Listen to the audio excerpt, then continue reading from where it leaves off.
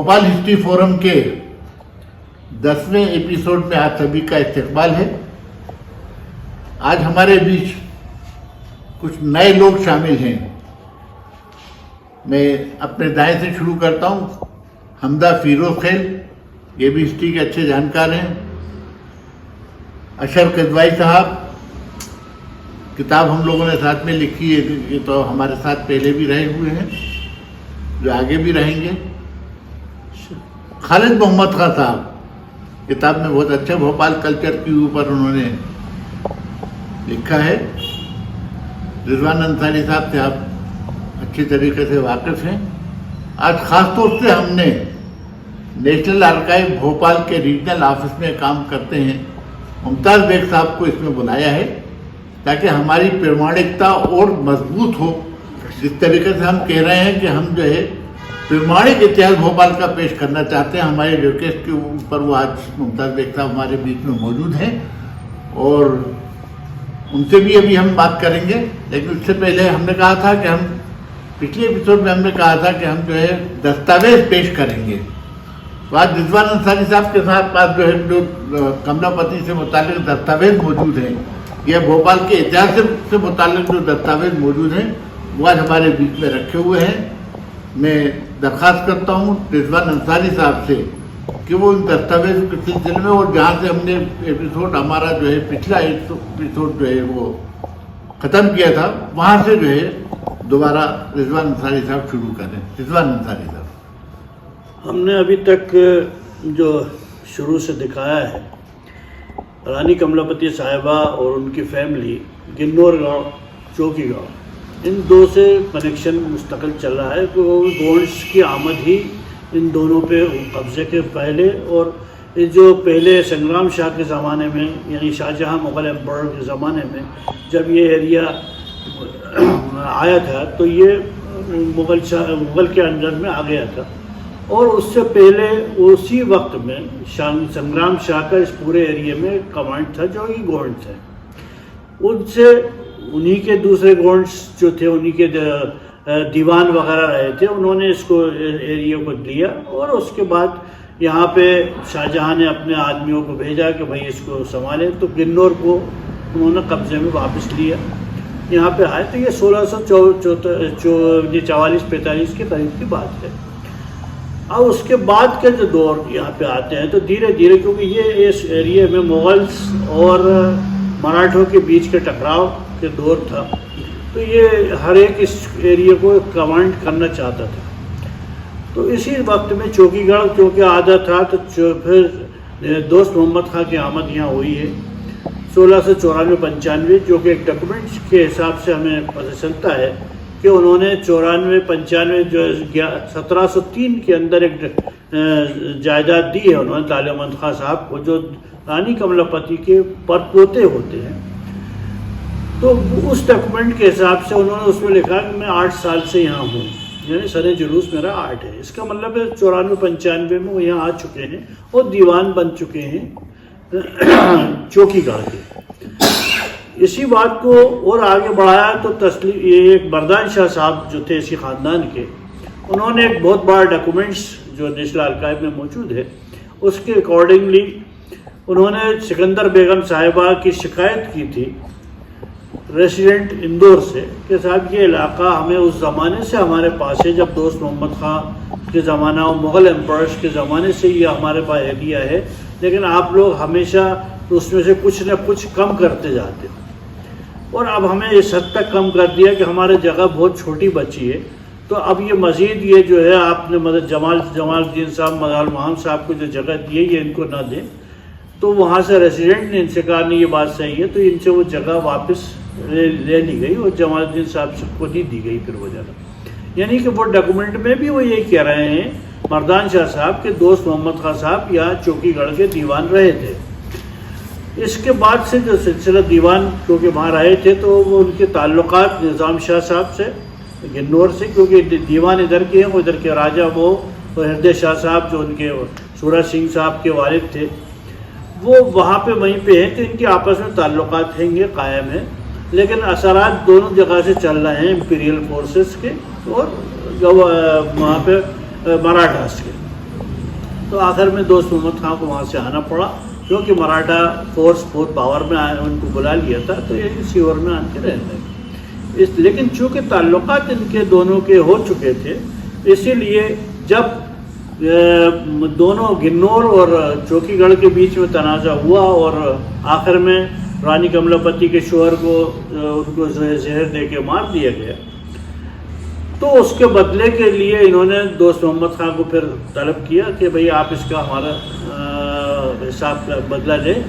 وہ یہ ظاہر ہے کہ پورے جگہ کو دیکھے ہوئے تھے دوست محمد خان صاحب، چوکی گڑھ بہت اچھی طرح جانتے تھے، اور گنور گڑھ پہ تو پہلے ہی مغلوں کا قبضہ رہ چکا تھا، تو قائی صالح صاحب اس کے ایکسپرٹس وہاں موجود ہی تھے، ان سے مشورہ کر کے اور آخر میں جو ہے اس پہ جو حملہ کیا اور انہوں نے بدلہ لیا۔ وہ بدلہ لینے کے ساتھ ہی انہوں نے جو دو قسم سے ہوا بدلہ، ایک تو پہلے تو گنور پہ حملہ کیا گیا، جس کے اندر کہ ڈائریکٹ حملہ نہیں ہو سکتا تھا، وہ انہوں نے اس کو احتیاط سے ڈوریوں کے ذریعے اندر جا کے اور ایک دم سے حملہ کر کے تو چین شاہ کو ختم کیا۔ اس کے بعد ان کے جو آگے کے جو راجہ جسونت تھے، ان کو وہ وہاں سے نکل لیے، اور ان کے جو ستر وغیرہ جو بھی رہے والد وغیرہ چوکی گڑھ میں جو تھے، جب انہوں نے چوکی گڑھ پہ دوست محمد خان نے دوبارہ حملہ کیا تو وہ لوگ بھی وہاں سے روانہ ہوئے اور چھوڑ کے چلے گئے اس جگہ کو۔ وہاں پہ ایک بات، دو باتیں بڑی خاص بات ہوئی۔ ایک تو یہ کہ جب وہ وہاں سے چوکی گڑھ سے گئے وہ پورے اپنا زیور وغیرہ لے کے چلے گئے، تو انہی کے خان سامان نے سیرونج کے آس پاس جا کے وہ وہاں پہ ٹھہرے تھے، تو وہاں انہی کے خان سامان نے ان کو زہر دے دیا اور وہ پورا لے لیا۔ یعنی دوست محمد خان صاحب نے ان کو جو ہے چین شاہ کے جو بیٹے تھے راجہ جسونت وغیرہ، ان لوگوں کو نہیں مار پائے، وہ جگہ خالی ہو گئی۔ لیکن یہ جو خواتین تھی وہاں پہ، جو رانی صاحبہ ہیں، گڑھن شاہ، کئی رانیوں کا ذکر اس میں ملتا ہے، صرف رانی کملا پتی کا ذکر نہیں ہے، وہاں پہ کئی رانیاں ملتی ہیں، اور جس میں سب سے آخری رانی ان گورنوں کی رانی فیروز کنور صاحبہ رہی ہیں، جو سن 32 کے قریب ان کا ڈیتھ ہوئی ہے، اور ان کو 1932 میں ابھی تک اس خاندان کے چلا آ رہا تھا، اور ابھی ڈیتھ ہوئی ہے ان کی، جو قبرستان میں یہیں پہ موجود دفن ہے، ان کو بھی رانی تسلیم کیا گیا، اور وہ دوست یہ نواب حمید اللہ خان صاحب نے ان کو زمین دی، وہ یہاں تسلیم کیا گیا۔ اور ان کے پاس ایک اپنی سیل تھی، رانی فیروز کنور صاحبہ کے اوپر ایک بہت بڑی ڈسکشن ہو سکتا ہے، کیونکہ وہ بہت پاورفل رانی تھی، وہ ان کے سیل تھی، اس میں لکھا تھا می کندم گونڈی باڑی انفضال، میں گونڈوں کی رانی، باڑی کی رانی ہوں میں، اور وہ ہیلدی تھی، بعد میں تلیہ کے ایریے میں رہی ہیں یہاں پہ، اور ان کے بعد ان کے بھی پوتے وغیرہ آج بھی عیدگاہ وغیرہ میں اور تلیہ کے ایریے میں رہ رہے ہیں۔ تو ان خاندانوں کا جو ونشاولی یا شجرہ جو تھا، ان سب ڈاکومنٹس پہ جو ہم لوگوں کو یہ موجود ہیں، یہاں پہ یہ ڈاکومنٹس کچھ ہیں یہاں پہ، یہ جو ان کے جو ونشاولییں وغیرہ دی ہوئی ہیں، یہ نیشنل آرکائیو کی لی ہوئی ہے نا، نیشنل آرکائیو کی، اس کو سیل کر، اس کو زوم کر کے بتائی جا رہی ہے۔ تو یہ مان لینا کہ ان کا خاندان جو ہے ہمارے پاس نہیں ہے، یہ بات نہیں ہے۔ یہاں پہ آج بھی ان کے خاندان ہیں، لیکن سوال یہ ہے کہ ان سے کوئی کانٹیکٹ کرنے کی کوشش ہی نہیں کرتا۔ جب رانی کملا پتی کے بارے میں بات ہوتی ہے یا کسی اور گونڈوں کی بات ہوتی ہے، تو جو ایکچوئل گونڈ کے خاندان کے جو ونشج ہیں، ڈاکٹر سلمان صاحب ہیں، ان لوگوں سے تو کانٹیکٹ ہوئے نا پہلے، تو وہ آپ کو ان کی ڈیٹیلز زیادہ اچھی بتا سکتے ہیں اپنے خاندان کی، ان کو تو کوئی کانٹیکٹ ہو نہیں پا رہا۔ اس کے علاوہ بھی جو ہم لوگوں کے پاس ڈاکومنٹس ہیں، ان کی اسٹڈی دی ہوئی۔ اب ہم نے جو خاص بات میں اب یہاں پہ کہنا چاہ رہا ہوں، جب راجہ جسونت وہاں سے چوکی گڑھ سے گئے تو ان کی جو فیملی تھی، جو الگ الگ رانیاں تھیں وہاں پہ اس زمانے کے اندر، ان لوگوں نے جل سمادھی یا توپ کے بارود کے اندر آگ لگا کے جان دی تھی انہوں نے۔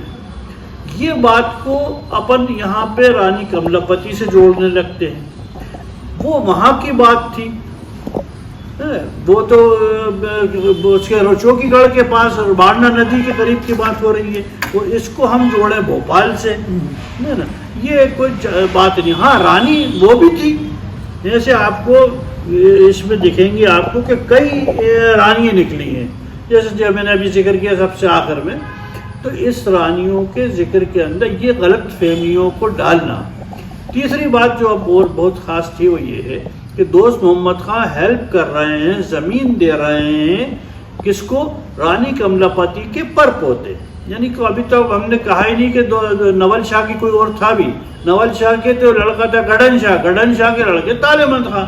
اب یہ تالے مند خان کی شادیاں آپس میں بہت ہوئی ہیں، ہے نا، اور آخر میں جا کے یہ ان دونوں کے خاندان چل رہا ہے.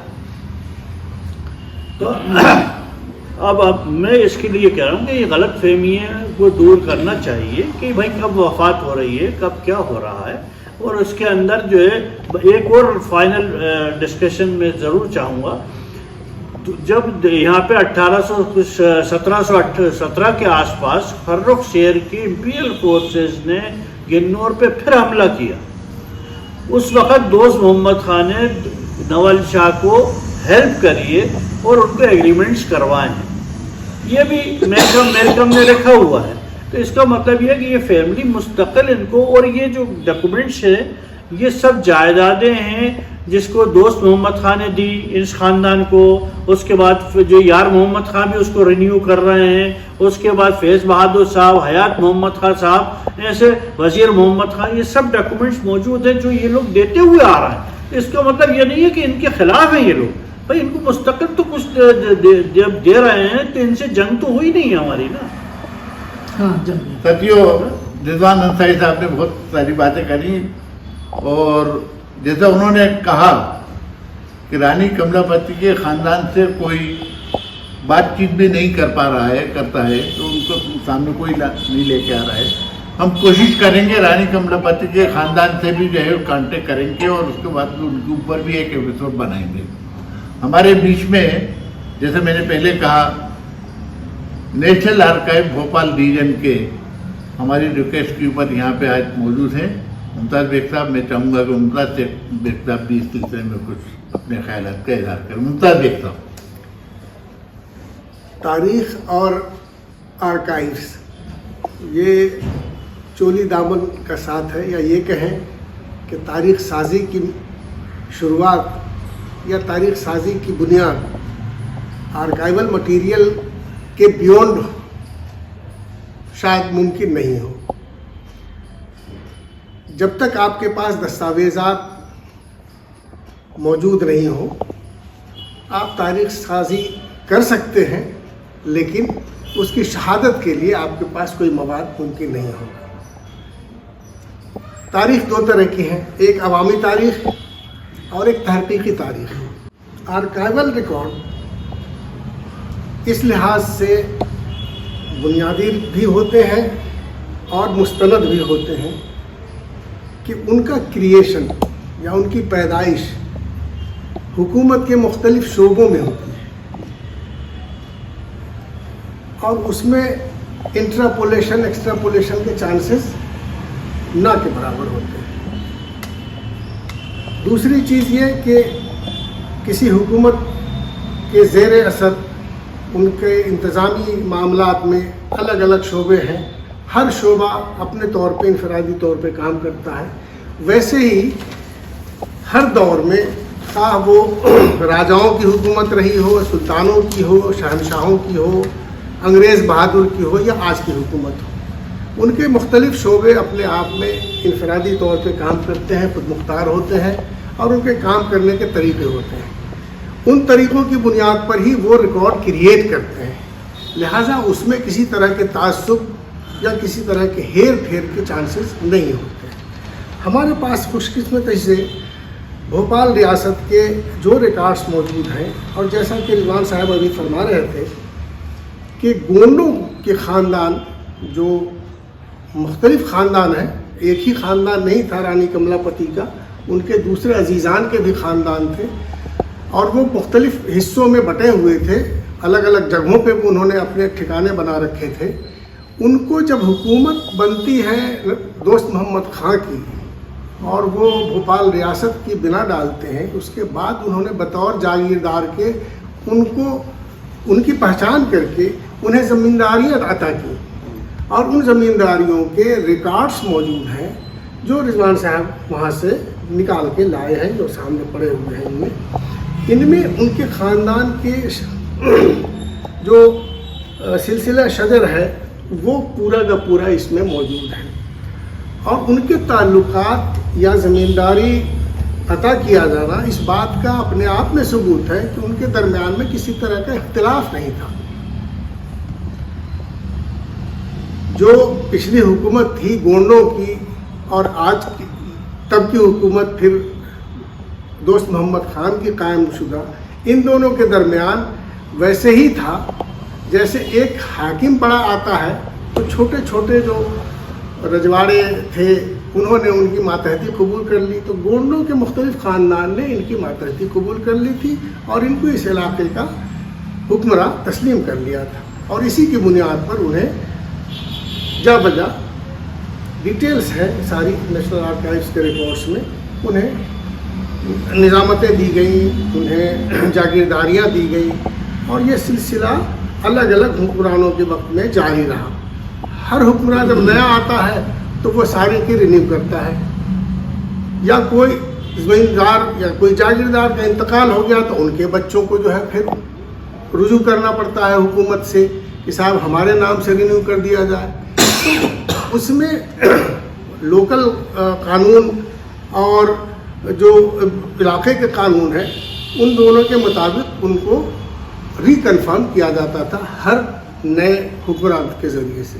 تو اس طرح کے ریکارڈ نیشنل آرکائیوز میں خوش قسمتی ہے موجود ہیں، چونکہ یہ ریکارڈز زیادہ تر اردو میں ہیں اور شکستہ اردو میں ہیں، جن کے پڑھنے والے لوگ اب خال خال ہی ملتے ہیں، تو پریشانی یہ ہے کہ اصل مواد تک، اصل سورس آف ہسٹری تک لوگوں کی رسائی نہیں ہو پاتی، اور اسی وجہ سے بہت سارے ایسے کہانیاں آ جاتی ہیں۔ مثلا میں ایک ذکر کروں جو میرے سامنے کا ہے، بڑے تالاب میں راجہ بھوج کی مورتی کھڑی ہوئی ہے، اور ابھی کچھ سال پہلے رانی کملا پتی کی ایک فرضی مورتی وہاں لگائی گئی ہے، جس کے بارے میں میں یقین نہیں کہہ سکتا ہوں کہ ان کی کوئی بھی پورٹریٹ یا تصویر یا اسکیچ، قلمی اسکیچ موجود نہیں ہے، پھر بھی ایک مورتی کو یہ تسلیم کر لیا کہ یہی ہے رانی کملا پتی کی۔ ایک روز کچھ لڑکے وہاں کھڑے ہوئے تھے، باتیں کر رہے تھے آپس میں، ایک نے دوسرے سے کہا کہ صاحب وہ جو بڑے تالاب میں راجہ بھوج جو ہے نا، ان کی پتنی ہے یہ رانی کملا پتی۔ تو اس طرح کی جو تاریخ سازی ہوتی ہے یہ سب زبانی ہوتی ہے، اور عوام میں اس طرح کی دلچسپ چیزیں جو ہیں وہ جلدی رائج اور سمجھ لی جاتی ہیں۔ کسی کو ضرورت نہیں پڑتی کہ ہم ان حقائق کو تاریخی دستاویز آرکائیول مٹیریل کی روح سے دیکھیں یا اس ڈائریکشن میں دیکھیں۔ یہی وجہ ہے کہ تاریخ سب کی ہوتی ہے اور تاریخ ساز سب ہوتے ہیں، اپنے آپ کو تاریخ داں اور تاریخ نویس بھی کہتے ہیں، لیکن دراصل یہ دو طرح کی تاریخ ہے، ایک جو سینہ بسینہ اور زبانی چلتی آتی ہے، اس میں انٹراپولیشن ایکسٹراپولیشن کے چانسز بہت رہتے ہیں، اور جو تحقیقی ہے وہ بالکل ہی الگ ہوتی ہے اور وہ ناپید نہیں ہوتی ہے۔ شکریہ۔ ممتاز بیگ صاحب نے بہت اچھی تاریخ کے سلسلے میں ہم کو بتایا ہے۔ ابھی دو چار جو ایک الگ الگ افواہیں جو بھوپال میں رانی کملا پتی سلسلے میں پھیلتی رہی، جیسے کہ چھوٹے تالاب میں ایک ہاتھ نکلتا ہے رات میں 2 بجے اور اس میں ایک چرو رکھی رہتی ہے، یہ سب جو ہے، اور ایک وہ بھی ہے کہ صاحب رانی کملا پتی نے چھوٹے تالاب میں جو ہے خودکشی کری تھی، یہ سب جو ہے کہاوت بالکل پیچھے سے غلط ہے، پارس پتھر ہے، یہ سب کچھ جو ہے باتیں جو ہے پھیلائی جا رہی، یہ تمام باتیں غلط ہیں، کیونکہ چھوٹا تالاب تو خود ہی جو ہے چھوٹے خانے بنوائے گا رانی کملا پتی کے بہت عرصے کے بعد، تو شاہجہاں بیگم کے ٹائم پہ بنایا گیا تھا، جیسا آپ کی بھائی کہہ رہے تھے۔ تو ساتھیوں، یہ آج کا ایپیسوڈ ہم یہیں ختم کرتے ہیں ہمارے کیمرہ مین محمد امن خان کے ساتھ۔ اور اگلے ایپیسوڈ میں ہم پھر کچھ اور نئی جانکاری آپ کو پیش کریں گے. بہت بہت دھنیہ واد. شکریہ. سلام. بہت